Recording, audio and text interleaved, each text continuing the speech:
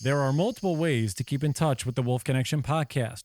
Through our Instagram handle, the Wolf Connection Pod, and for comments and questions, send us an email to podcast@wolfconnection.org with your comments, questions, and guest ideas for Stephen and myself. You may hear your question answered on an upcoming podcast. Thank you for your support, and howls to you all. Welcome to the Wolf Connection podcast. I'm your host, John Calfa. Let's talk about some moles.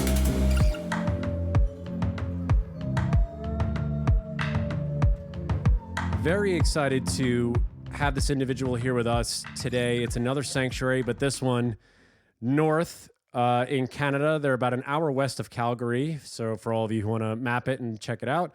So she is Georgina De Caigny. She is the founder and executive director of Yamnuska Wolfdog Sanctuary since 2011. So they've been around for almost 12 years. Georgina, thanks for taking some time out. How are you doing? I'm doing really well. Thank you for having me. Yeah, it's really great for us to get to explore other sanctuaries. We just had another sanctuary on, I think, 2 weeks ago, and this is our first sanctuary that we've discussed in Canada. And really, you have such a unique story and just an incredible background. I watched the little 30-minute documentary that you guys have on the website.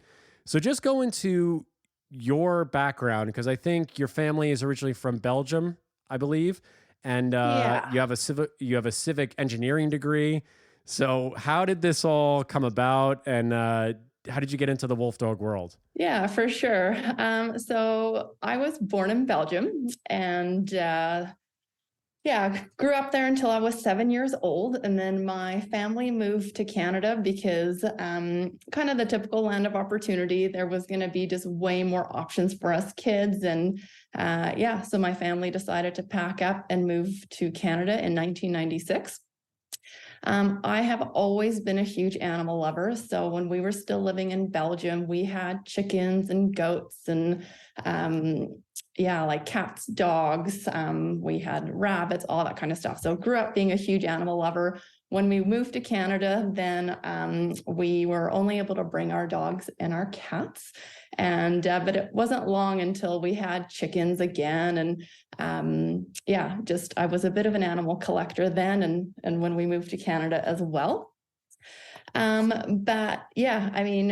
was kind of on the typical maybe somewhat overachiever track where, we're expected to go to university and all that kind of stuff. So I actually went to University of Calgary and did my engineering degree. I did civil engineering, then I minored in environmental engineering because I always did love everything to do with nature, the environment, all that kind of stuff. But I realized pretty quickly while I was kind of growing up and along this academic path that was not for me. It was something that I was good at, but it wasn't anything that I was really passionate about or could see myself doing for any real length of time. I always knew that I was an animal lover. Now, to backtrack a little bit, in about halfway through my university degree, I was working at a sled dog kennel just through the summertime, kind of a summer job, that kind of thing. And so they had, the Huskies, Malamutes, all that good stuff. But they had a couple of wolf dogs. They had one high content wolf dog and then a few low content wolf dogs. Obviously, as you can imagine, the high content wolf dog was there just kind of for looks in a way. He was not used for dog sledding because that would not go well. But some of the low content wolf dogs that were at the sled dog kennel came in as rescues, basically, where the people that had them couldn't keep them. And the sled dog kennel kind of stepped up and took those animals in. And so that was my first introduction to wolf dogs specifically. Prior to that, I didn't even know wolf dogs existed, especially growing up in Belgium. At that time, that was not something that existed out there. And so for me, that was really eye-opening. And as a huge dog lover and as kind of a dog rescuer already back then, wolf dogs were just super intriguing for me because in a way, they reminded me of some of the kind of feral dogs that I'd rescued in the past. But there was, I think, that just natural kind of allure to them because they're beautiful and they're intellectual and they're just very, very different. But I will say that kind of like most people that get into Wolfdog ownership the first time around. And at that time, I was 18 years old, I believe. I wanted a wolf dog for the ego reasons, right? Because they're beautiful, they're cool. Imagine, like how much wow factor I would have if I take this wolf dog to the dog park, that kind of stuff, right? So I think definitely at that age and with the amount of knowledge that I had about wolf dogs, I was not in it for really the purest of intentions, I can admit. But that being said, I didn't go out and get a wolf dog right away because I was in the middle of university, so that was just not feasible. But then somewhere along the way, I came across a high content wolf dog puppy that had just been returned to the breeder and needed another home. And so I got my first wolf dog when I was 20 years old. It was in 2011. And that was Kuna, who is still here at the sanctuary today. She is the reason that the whole sanctuary exists. And so she's a very special girl to me. But yeah, so I got my first wolf dog at 20 years old, and she was a high content wolf dog. So as you can probably imagine, I was in for a wild ride. I was also in the middle of still my engineering degree at that point. So that was a challenge. And I don't know how much you want me to go into detail about my journey with Kuna, but ultimately she took me from my path of being an engineer and brought me to being the executive director of a Wolfdog Sanctuary. So that's kind of the path that took. Wow. I mean, it said in the doc, when I was watching the doc a couple of nights ago, and I could see, because your father was very prominent in that and really helping you. And I could tell just when it got to that point, and he goes, in so many words, I don't think we knew what we were in for, basically, with Kuna.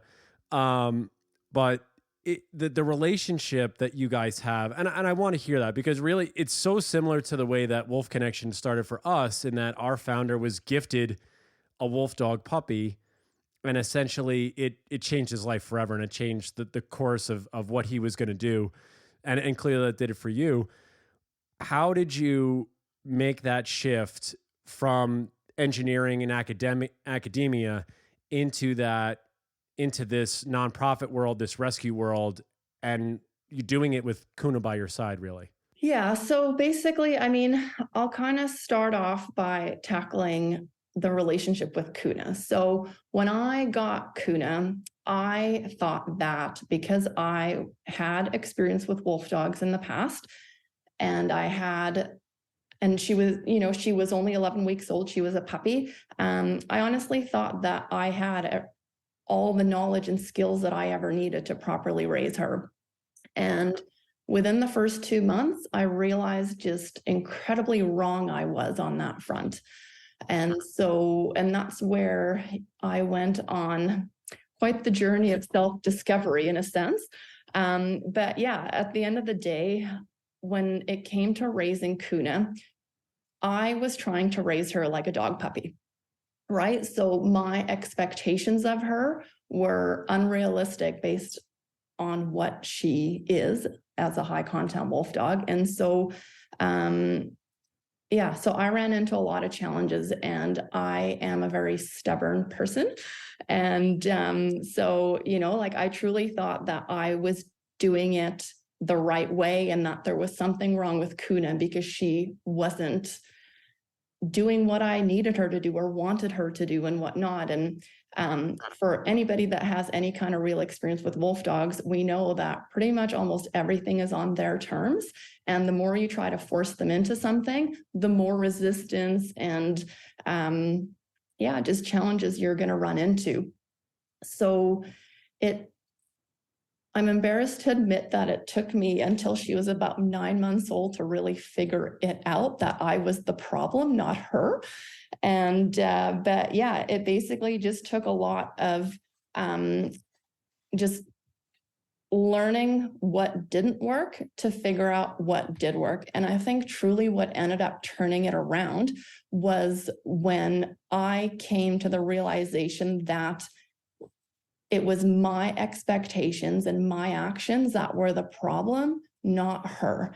And I think that's where, when we're dealing with domestic dogs, when we train them and all that kind of stuff, the expectation is that the dog changes, right, to fit our needs and our wants and all that kind of stuff.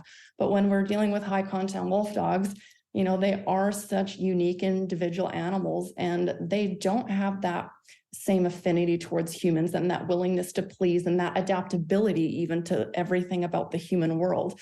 And so it wasn't until I really made the decision to change myself that things started getting better. And so in order for me to give Kuna the life that she needed, I needed to make a lot of changes and, frankly, a lot of sacrifices. Again, I was in the middle of my university degree, and I was living an hour outside of the city. So that's 2 hours of commuting. I'm at school 8 hours a day. And so I kind of had to realize that in order for me to exercise Kuna properly and just to give her the attention that she needs, I'm not going to hang out with friends anymore. I started having to skip a little bit of school to have the time to deal with her. And ultimately, I had to just be much more patient and adjust my expectations of what our relationship was going to be, that it was going to be a partnership and not her working for me. And I think that was one of the biggest differences. And I'm so grateful and just impressed with how quickly Kuna adjusted to that. Once she realized that, oh my God, hey, this human is actually starting to speak my language and respect me and understand me, she very quickly went from constantly trying to work against me to starting to cooperate with me, right? And I think that was, just a key part of our relationship, is I had to meet her halfway in order for her to decide to cooperate with me. It was the more that I was trying to force something on her that didn't fit. She didn't want to work with me. She was telling me that that wasn't working. And so she was doing whatever she could do to try to tell me, a silly human, that what I was doing was not suitable for her. I think this is kind of important. Do you remember specifically what expectations you had of her in the very beginning when you were super green? It sounds like what you're saying is you were just sort of expecting her in a general sense to what some might call like come around or to adapt to being a wolf dog living as a human companion. So she might find herself enjoying being a little bit more like a dog. And what we know, all of us at this point, is that just never actually happens. They're pretty steadfast in their personality. But do you remember specific expectations you had of her that eventually, obviously broke down, but in the beginning when you were first getting started? Yeah, so I think my expectations of her were for her to learn what it took to be a companion animal, right? What it took for her to basically behave like a dog, where she can be indoors without destroying things, that she can travel easily in a vehicle with me, or go to the dog park, or, kind of really be just a companion for my lifestyle. And especially when it comes to high content wolf dogs, that just is not the case. But I think that was kind of that expectation. We encounter a lot of people who who ask the same questions, or really think it's, well, I'm going to have a companion, or I'm going to have a guard dog, or something that is not in the realm of what these animals are thinking, because they're so highly intelligent. They're so smart. And it's a lot of what we tell, like Stephen was saying, the people that come through our place, and I'm sure that you get the same when they come to Yamnuska, is, well, why can't I just, treat him the same as a dog? And that's clearly just not the life path you're going to be on. I mean, look at the way that your life changed, just in the first, 9 months, your life kind of got turned upside down.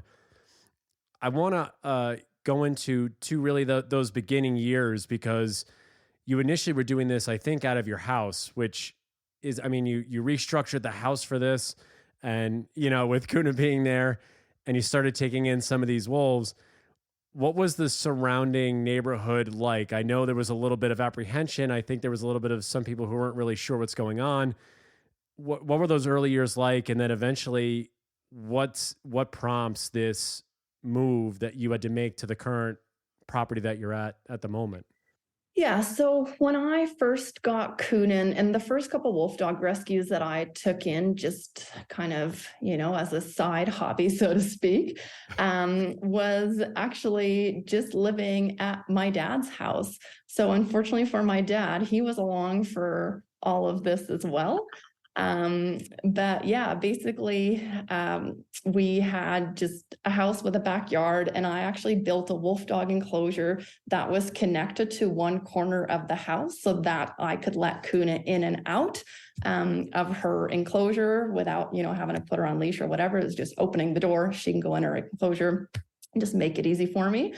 But the section of house that was inside the wolf dog enclosure obviously got beat up pretty well, because if Kuna wanted to come inside or whatever, she would chew on the doors, scratch at the windows. I mean, you name it, right?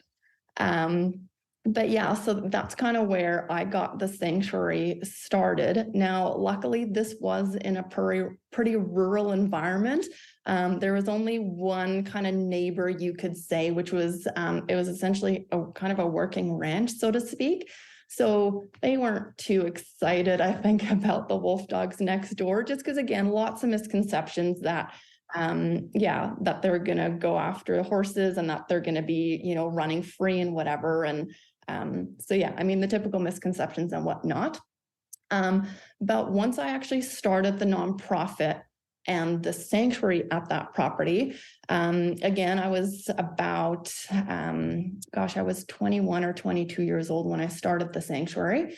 And I knew nothing about business permits and zoning laws and all that kind of stuff, right? And I probably should have, but realistically speaking, just I had no knowledge of that. And so somebody put in a complaint that I was essentially running a wolf dog rescue from my dad's piece of property, which was A, not zoned for it, and B, I didn't have a business permit for that. And so that kind of precipitated the whole journey of me finding a new property and having to move the sanctuary. And, but yeah, at the end of the day, it was a matter of just not being able to get the proper permitting that I needed at that location. And that precipitated finding a new property and ultimately moving the sanctuary to where it is today. In the end, it was definitely the right thing, because now we're on 160 acres. We've got 15 different enclosures right now. We just have way more space and just kind of the proper setup for it. The sanctuary could have never, ever been what it is today if I hadn't been forced to move from that other property. So how do you go about looking for a property like that? I mean, you don't go on Zillow and start searching like, the right piece of property for something for an endeavor like this. How did you go about actually finding a suitable piece of property? Yeah. So, I mean, the first thing that I kind of had to keep in mind is I need some place that has a lot of space, and I need a place that is going to have the proper zoning. So in order for me to apply for the kennel permit that I needed, it had to be zoned agricultural. And so basically that was kind of the starting point. I spent most of my time growing up just outside of the Rocky Mountains, and, like the mountains and being close to the national parks and stuff has always been really important for me. My family also all lives in this area, so I didn't want to have to move far away either. And I'd kind of established a little bit of a business here as well in a way, right? So I definitely wanted to stay as close as I could. And I also knew that I think the ultimate success of the sanctuary, as far as bringing in funding through tourism and whatnot, I had to be in some kind of tourism corridor. And I still thank the universe to this day, because I think a lot of it was a combination of luck, and I think it was just meant to be. But this property that we're on now actually was being sold as a short sale, so not quite a foreclosure, but pretty close. And it happened to be right in between Calgary and Banff, so that's a pretty important corridor for tourism. It was, 160 acres. I'm a 30-minute drive away from the mountains. And like I'm still close to my family. So it kind of hit all the marks. And I was just really fortunate to have this property kind of come across right when I needed it. Man, that is, if that's not sacred timing, I don't know what is. That's an insane, I mean, it's so wonderful that came available for you guys. What's the perception that you feel up there? Because do you feel the call or whatever that was made about obviously where your dad's house was located and the business you were starting up was made, maliciously? Are individuals or groups up there in Alberta fearful of wolf dogs? Like you said, are a lot of those myths running rampant, or was it more just really a zoning thing that they were worried about? I mean, where do you kind of fall with that? So that's a really good question. So I think as far as dealing with the county and trying to get the right zoning and permits to have stayed at my dad's place, I ran into so many of the misconceptions, right? So I remember we had to have an open house where, basically people could speak about why they agree with this or they disagree with this. I can tell you that I think, 90% of the people talk to disagree with why they shouldn't allow this in our county and whatnot. And it was actually really heartbreaking to hear just all the untrue statements and misconceptions and all that kind of stuff, right? And again, like I was just so young and lived in such a, like animal loving bubble that I didn't really realize just the different opinions out there, right? And I mean, pretty much like everything, the typical misconceptions all came up, right? Like that, if they escape, they're a danger. That the rabies vaccine doesn't work on wolves. So if a bat comes in and, like all these just really just frustrating, ridiculous things. And I was, like 20 or 21 years old. And I don't think I was really prepared or capable of handling that. Sometimes I wish I could have a do-over and be the person I am now at that open house. But again, at the end of the day, it all worked out the way it was meant to be. So that was kind of, as far as the county level, the conception there. But where I'm located now, it's really interesting because I'm essentially right smack dab in the middle of Calgary, which is an urban environment, and all the rural environment around Calgary is kind of farms and ranches. But then Banff National Park and Canmore is very naturey and animal loving and all that kind of stuff, right? So it's really interesting that where the sanctuary is located right now, you really are exposed to those two very opposite sides, right? You've got the farmers and ranchers that, have a lot of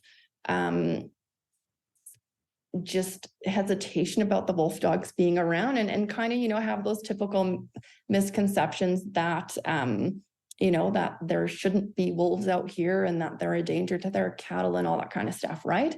But then closer to Banff Canmore, which is where the national parks are and where animals are protected and valued and just appreciated, and coexistence is such a big key. We really get exposed to all sorts of different opinions and really ideologies around here. So that has actually been really interesting for me. Are there wild wolves in the surrounding areas around the sanctuary? Like, do you have wild wolves that'll show up and come up to a fence or something like that? Or are they not in that close of proximity? We are about 15 kilometers, a little bit too far east for the wild wolf populations.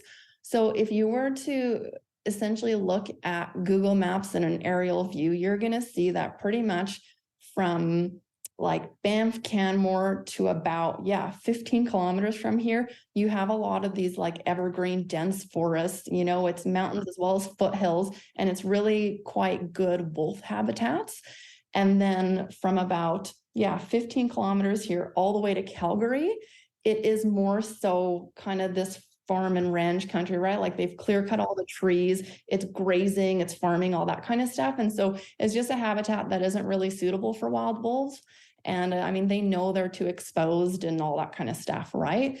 So right where we are at, we don't see any wild wolves, but literally, 15 kilometers west of here, there are wolf populations out there for sure. Now, if you were to ask me about coyotes, that's a whole different story. The coyotes come and visit the wolf dogs every night. So what else is around? I mean, I'm just curious because we actually just had one of our staff members. He started putting up trail cameras around our hiking trails and started noticing a lot of critters coming around: mountain lions, bobcats, things we don't usually see with our own, but with the naked eye. But they're around. What else? What else do you guys see coming to the property? Yeah, so the things that we've had come through the property in the past are definitely lots of coyotes, foxes. We've had bears. Pretty much every November we have a cougar come cause some kind of problem if they get stuck in an empty wolf dog enclosure or whatnot. Knock on wood, it's November now. We haven't seen one, but honestly, every November we've got a cougar that rolls through here. Wow. Definitely deer, elk, moose. Yeah, those are kind of the typical ones. We've got kind of a young moose calf in the back of the property now hanging out. So. And how do the wolves respond to seeing a moose calf? Yeah, honestly, the wolf dogs, they're just so used to all that kind of stuff, right? So like maybe the new rescues that come in that aren't exposed to it on a regular basis, they might see them be like, oh my God, what is that? But I ask a lot of our wolf dogs here because other than the wolf dogs, I've got a herd of goats. We have sheep, we've got cows, we've got yaks, we've got chickens, we've got geese, bunnies. So we kind of have everything. So yeah, wow. I mean, the wolf dogs are pretty used to all that kind of stuff. That's tremendous. I mean, and looking at your property too, I mean, you guys, you really struck gold because we're looking at even just where the enclosures are situated. I mean, the trees that are in there, the flowers that are there. I mean, it seems like you got the last swath of land that had all that stuff before it was cut down by the agricultural community. Yeah. And honestly, again, if you were to look at that aerial Google Maps view, our quarters section is literally like the last one that actually has like just beautiful forest running through it. And and luckily, so prior to us getting this property used to actually be an old buffalo farm. And so I don't know if that's why they kept the trees around or not, if that was, better habitat for the buffalo and whatnot. But yeah, I think that's probably the reason that we still have trees and everything around us has just totally been turned into farmland. What are the origins of the name of the sanctuary? I found a mountain by the same name, so I'm curious if there's a connection or the name choice. Yeah, so Yamnuska is named after Mount Yamnuska, and our original location was located basically at the base of Mount Yamnuska. And and that mountain just has a whole lot of sentimental value for me because it's where I grew up. It's kind of my connection back to the mountains as well. And so, yeah, even though it's kind of hard for people to pronounce, it's super meaningful to me. And yeah. Yeah, the name's tremendous. I mean, where do you mostly get your rescues from? I mean, most of the time for us that we see, a lot of it is private ownership. A lot of it is the fur farm trade, or they're being used in a way to dispose of carcasses and things of that. Like, what's it like for you up there and where you get inquiries about rescues or where you find rescues? Yeah, so basically the two kind of most common ways that we get our rescued wolf dogs come in is definitely owner surrenders from private owners is a big one, of course.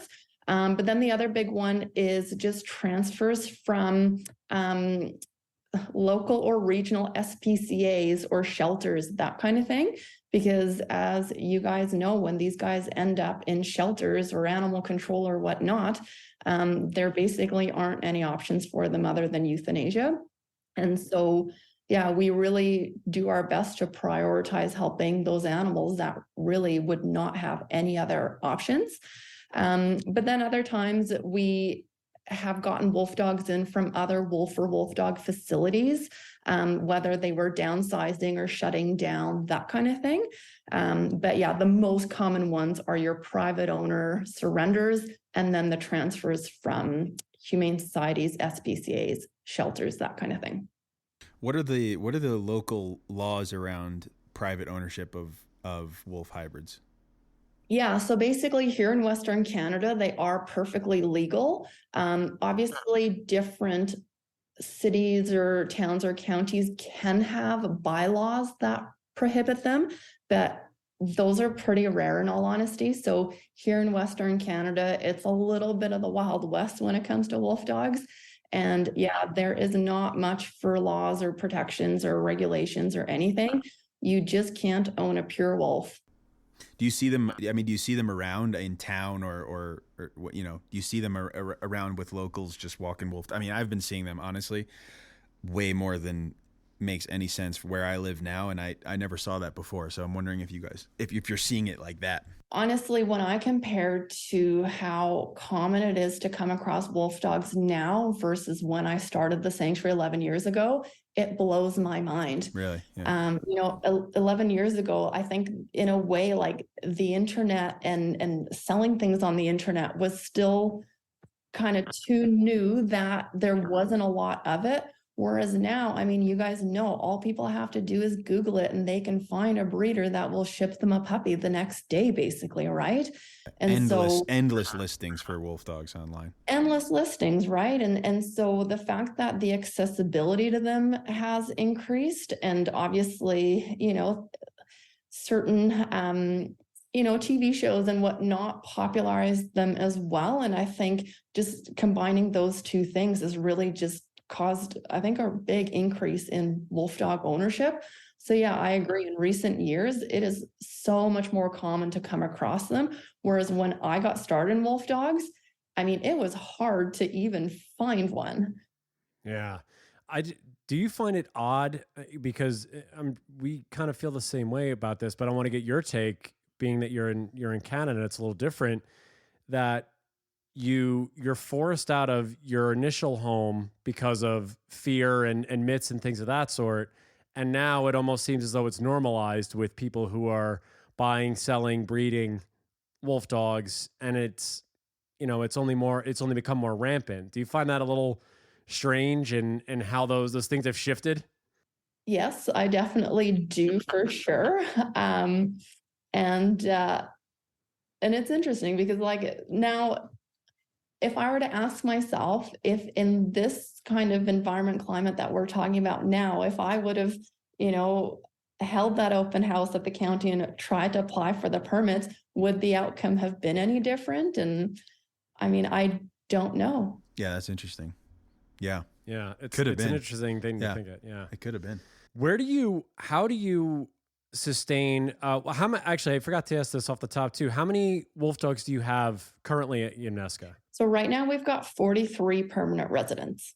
And what's the food situation? How do you guys go about getting food for these guys? I know, again, I'm referring back to the documentary. I will post that in the description so you guys can watch it, even though it's on their website. But, I think it's the facilities guy. I think it's Joel.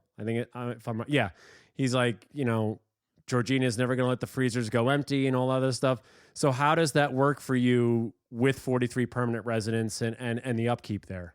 Yeah, so definitely the dog food bill is a big part of the budget for sure.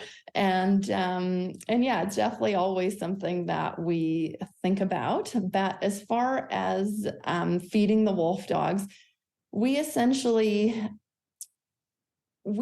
purchase a commercial grade raw dog food. So it's basically no different than somebody that goes to a pet store and buys raw food for their dog, because we want to ensure that the wolf dogs are getting all the nutrients that they need, right? So, because these are complete diets. But then we supplement with a lot of donated meat.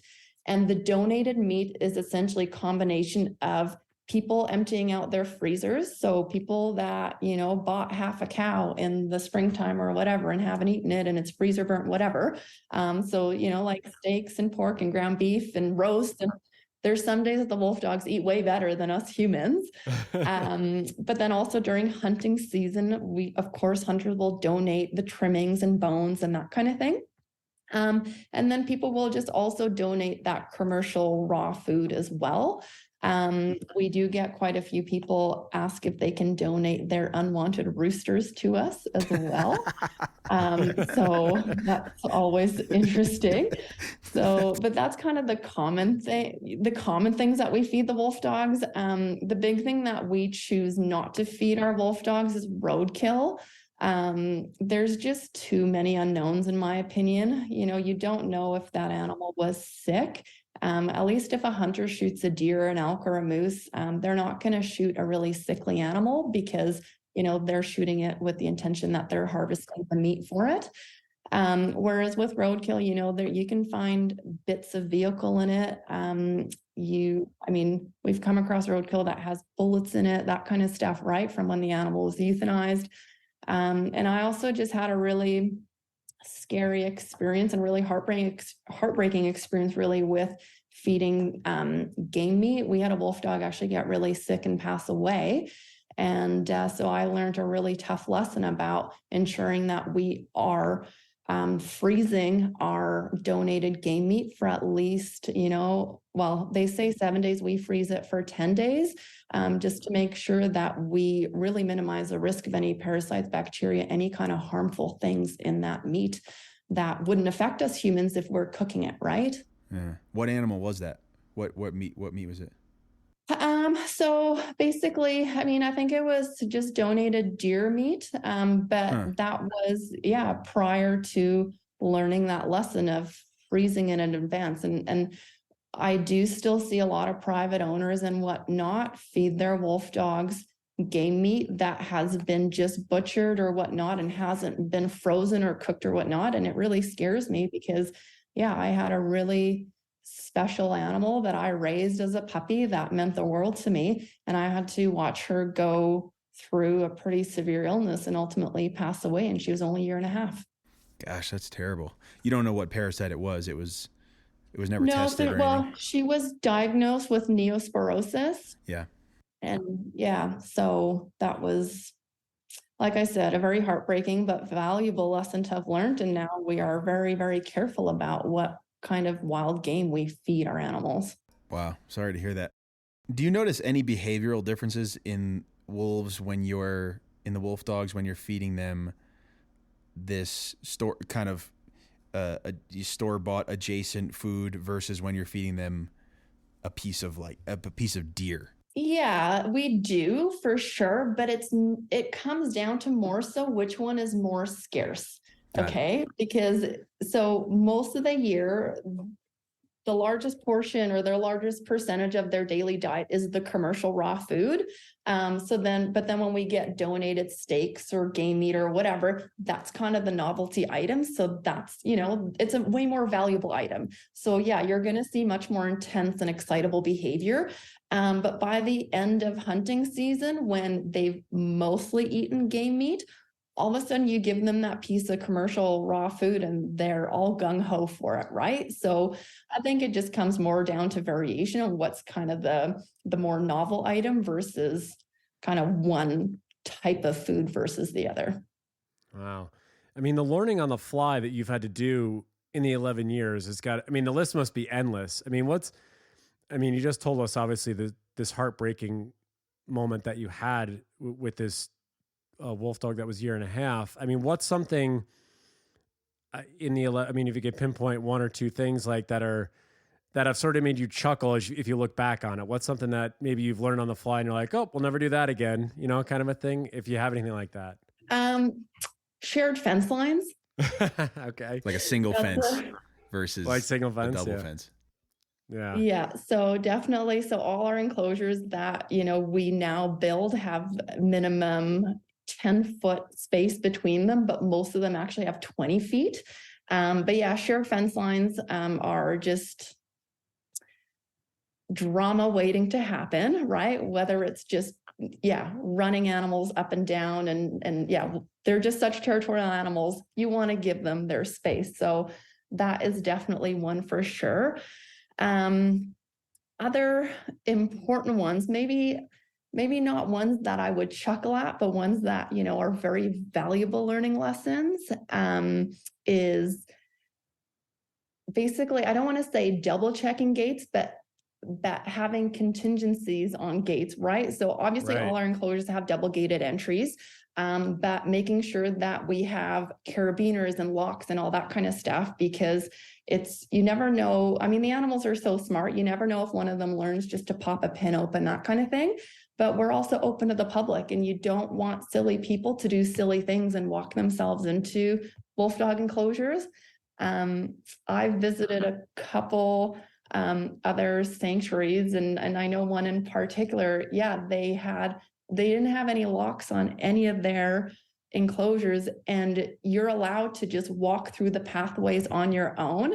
And so Joel and I were walking around, and we're just kind of looking at each other, and it's like there's literally nothing stopping us from opening up this enclosure and walking into this pack of high content wolf dogs, right?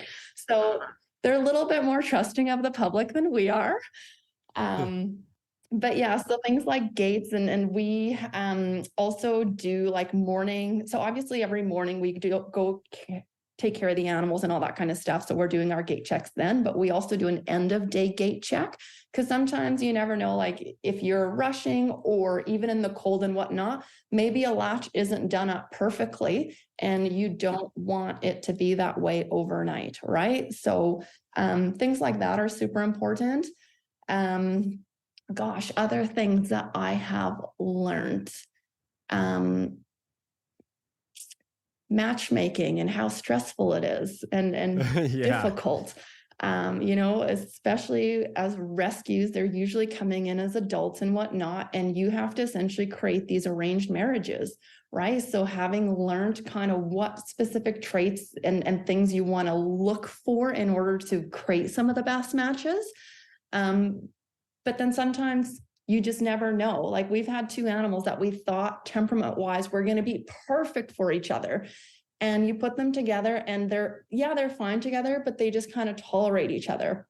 And then in other cases, we've had to put two animals together where we're like, we're not sure if this is going to be really the best marriage, so to speak.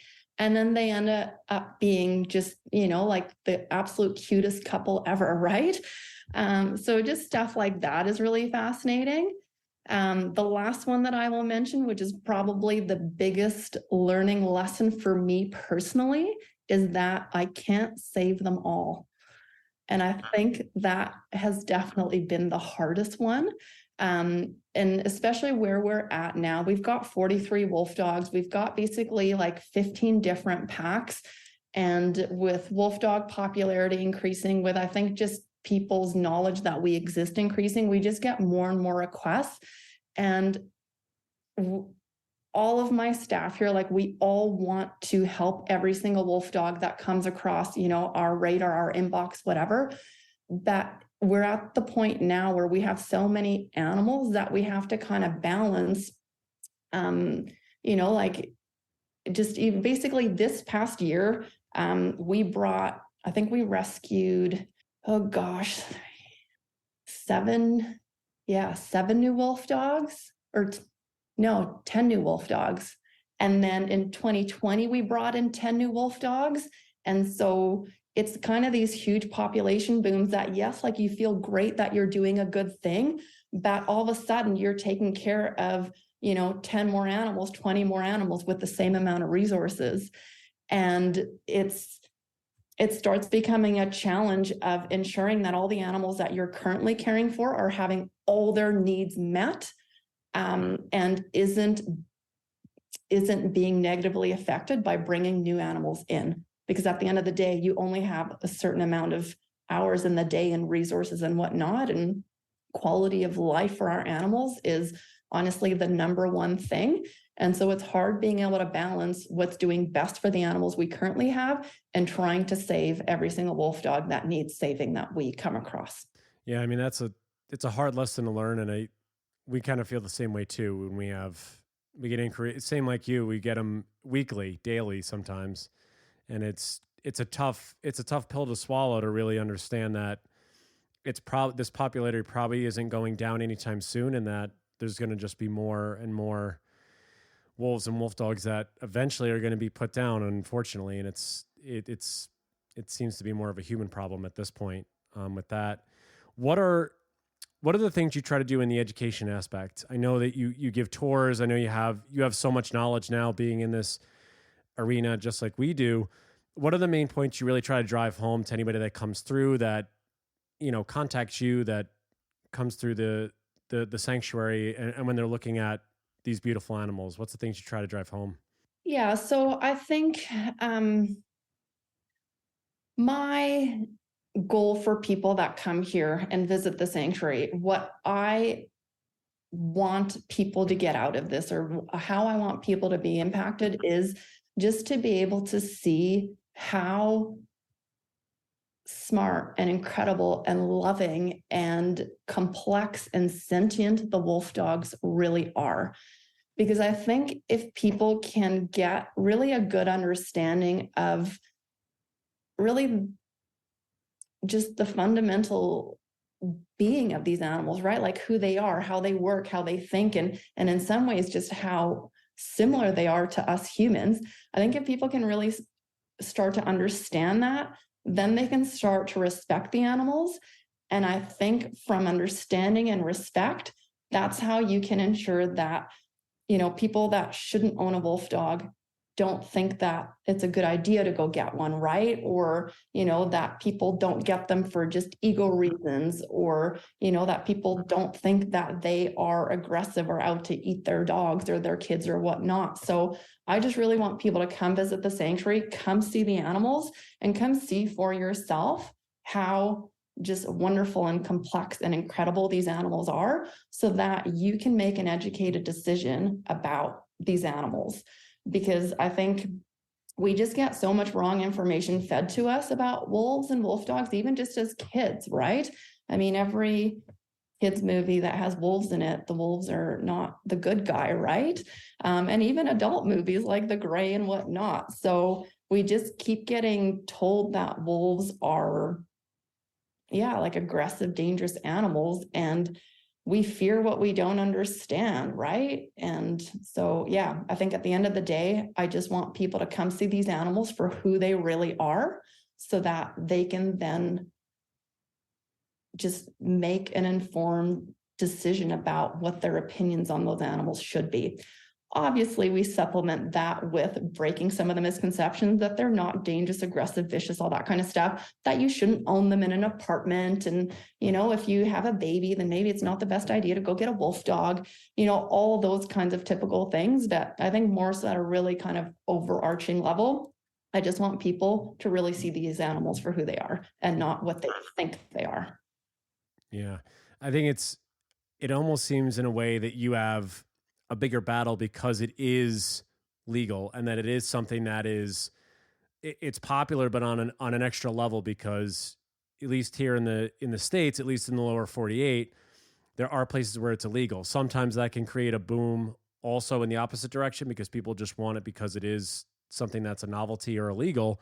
Whereas where it is illegalized or it's somewhat encouraged, you're really just battling people like, well, I can do this, so it doesn't really matter. And so you're trying to inform on two different fronts. And it's still amazing to me that you're battling these myths up there, yet you get your food from people that are hunting or ranching and things like that. So it's just an interesting dynamic that you have to deal with on a regular basis, that you have people that are afraid of wolves and still have these misconceptions, and yet they're still helping you out by bringing their food, their game, whatever it is. It's an interesting dynamic that you have to deal with on a regular basis. Yeah. If there's one or two things that you could say to everybody that's going to listen to this episode, what are the things that Yamnuska needs more than anything? What's a way that people can help or to reach out? Yeah, I mean, I think the biggest thing is just spreading awareness, right? Because as we discussed already, wolf dogs are becoming more and more popular. And I think that just results in more and more people thinking they want one. And so just being able to spread that awareness and education is one of the most important things for sure. And this is a bit of a side note and a bit of a plug, but I'm going to do it anyway. But I've actually started basically a separate organization from Yamnuska Wolfdog Sanctuary that it's called Wolfdog Awareness. And the goal is basically to be able to provide that online education that people need about wolf dogs in order to make informed decisions. Because at the end of the day, we see a lot of people come visit the sanctuary and a lot of people email us that are essentially prospective wolf dog owners, right? They think that they want to get a wolf dog. And as I'm sure you guys know, there's so much misinformation about wolf dogs on the internet, and I'm not going to get into all of it, but I will say it is so important to note and be specific about what wolf content you are talking about when you are talking about a wolf dog. Because if you're telling people your wolf dog is, great in the house and can walk down the street and is good with other dogs and all that kind of stuff, and it's a low content wolf dog, but you're not specifying that's a low content, somebody might take that and say all wolf dogs are good in the house, can walk down the street, all that kind of stuff. When I think we all know a high content wolf dog is not going to be so great unsupervised in your house and probably can't walk down the street and all that good stuff, right? So so Wolf Dog Awareness was basically created to give people a space that they can find all the resources that they need to educate themselves on wolf dogs and what owning a wolf dog is really about, so that they can make an educated decision for what is right for them, but in my opinion, maybe more importantly, what is right for the wolf dog. So that's kind of my little side passion project that I'm working on right now, which I'm pretty excited about. But yeah, as far as just how people can help the sanctuary though, so just sharing that we exist is a big one. Obviously donating helps a lot with our ability to not only care for the animals that we have, but also be able to expand to help more animals in the future.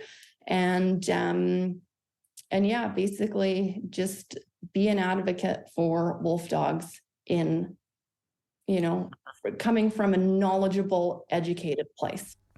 And I assume it's this wolfdogawareness.com website. Is that it's a really cool website. Have you looked at it, John? Or are you looking at it now? You should pull it up. It's really cool. It really covers all the things. I mean, seasonal aggression, resource guarding, veterinary care. I mean, all the things you just don't think about when you are thinking about adopting a wolf dog. And one really cool thing you have going on here is these comparison between the faces of low content, mid content, and high content. And it actually is really subtle unless you know what to look for. So this is a really cool website. I think this is a really cool thing, and we've never come across it yet. So this is fairly unique, and we should definitely plug this as part of our promotion of this website or of this podcast. I'm looking at this now, and this is an incredibly good resource. So this will be for all of you that are listening. Not only will Yamnuska's sanctuary website be in there, I'm definitely plugging Georgina's other side project here because it's valuable information that needs to be there. So that will all be available to you guys in the description when this podcast, when you guys click on the bottom in the description. My last thing for you, Georgina, is when you hear the word wolf, what's the thing that comes to your mind? Beauty. Beauty, not in the physical sense. It's beauty in the sense of spirit, I guess. And that sounds cheesy saying it, but I know just working with all the different wolf dogs that we have and coming from all these different backgrounds, there's just one thing that they have in common, and that they are just the most just loving and considerate and resilient and individual animals, right? And to me, that is just such a beautiful thing, that no matter where they came from, no matter what wolf content they are all their individual beings, and they just have such complex emotions and feelings and thought processes and all that kind of stuff, right? And yeah, that's when I think about wolf dogs, that is what I find just the most fascinating and just wonderful about them. Yeah, that's tremendous. I mean, you guys, you're doing an exceptional job. Your team's doing an exceptional job. We will have all the information for you guys to check it out. I encourage you to look at it, help them if you can, and definitely look at Georgina's Wolf Awareness website. That'll be there too for you guys to check that out. So, Georgina, just stick around for a minute once we sign off. But it was wonderful to meet you. You guys are doing awesome work. Thanks so much for taking the time and sharing your story. Well, thank you for having me. I really enjoyed our conversation. It was, very stimulating. It was awesome. Yeah. How's to you all out there? And Stephen, I'll be with you next time. Bye, everybody. Bye-bye. Looking to support Wolf Connection or sponsor one of the wolves in our pack? Just go to wolfconnection.org, click on the donate tab, and find out more information.